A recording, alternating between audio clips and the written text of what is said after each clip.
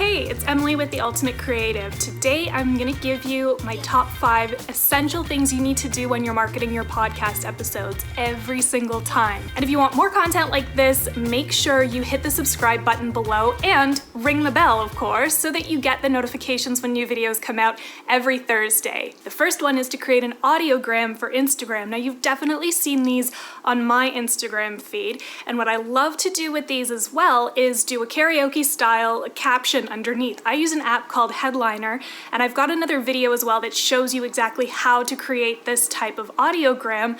It's really, really essential, and here's why the captions are essential. Most people are not watching video with the sound on anymore, so you need to have some sort of text to go along with it because you want to capture their attention in the moment. If they're in a situation where they can't have audio on their phone, maybe they're at a very important business meeting and they're just randomly scrolling through, you still want to catch their attention, but you don't want to do it by making them turn the sound on. So make it easy for people, add those captions to your audiograms, and always post one for every single episode of your podcast. The second thing I want to talk about is asking for audience reviews. So you've probably noticed in any podcast app like iTunes or any other app that actually allows for reviews, there's an opportunity to do a star rating and then leave a written review. The podcasts with more reviews and ratings are ranked higher in the algorithm, which means that your show is being sent to more people. This is just how these algorithms work. We can't get around them. We live with robots now. So in order to work with the algorithm, ask people to leave a review in every single episode. You can also run contests to get more reviews. So one of my podcast clients, Leanne Kim, will do a giveaway. She'll ask people for reviews, and then anyone who submits a review during that time frame is eligible to win a gift card. And this is a really, really great strategy to get, again, more listens, more downloads on your podcast. Another tactic that I absolutely love is asking people to write in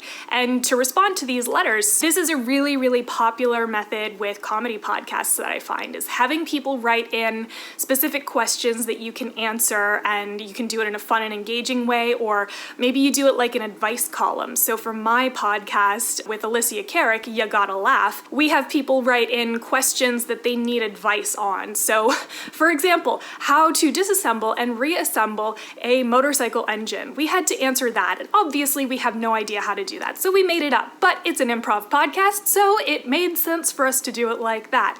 That's just another way you can do it. By having people write into you and by responding to them, it makes them feel a much deeper connection to you. It makes them feel like you're actually a part of their lives because they're letting you be part of their lives every single week when they download your podcast and listen to you. This one's a little bit more technical. Every single podcast should be accompanied by a blog post on your website. And if you don't have a website, you should get a website, if for nothing else than to have a web presence. Yes, it's great to have Instagram or social media, but this is a way for when people are typing into Google or Bing, if you Bing, I don't know, who Bings? What's a Bing?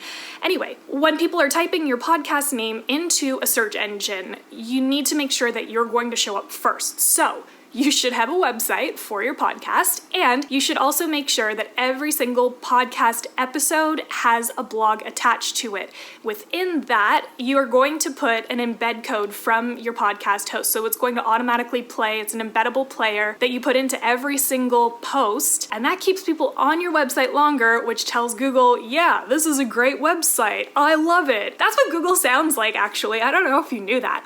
Anyway, it makes Google like your website more, and it means more traffic for you because you always want to make it easy on your listeners to find your show, especially if they're new listeners. And finally, the last tip that I'm going to give for podcast marketing tactics today is to send out an email with the podcast link every single week. You can actually do this in MailChimp using what's called an RSS campaign. Every single week, if you sign up for the You Gotta Laugh podcast emails, which you can do at yglpodcast.com, I've set up an automatic email that's going to go out every single time we put a blog post up. So you do need to have a blog post. But anyway, you can do this with an RSS feed. And because your podcast has an RSS feed, regardless, you can set it up so that it's going to automatically send with a specific type of information every single time. They do make it really easy on you, and it'll pull the show notes and it'll pull a featured image. So at a bare minimum, look, that is a very easy thing for you to set up one time and just be done with it. But if you want to go a little bit further, obviously you can connect more with your audience if you're actually sending them emails with little tidbits of whatever things that happened that week about the podcast, about your business. Maybe it's like my ultimate creative emails that I send out every week. I always include a link to the videos that I put out on Thursdays, as well as the podcast episodes that I put out on Tuesdays. So I've got lots of content coming at you in one easy digestible system. Okay, I think that's enough of that. Have a fabulous day. If you found this video helpful and if you want more tips like this, hit the subscribe button and ring the bell so that you always get the notifications when new videos come out.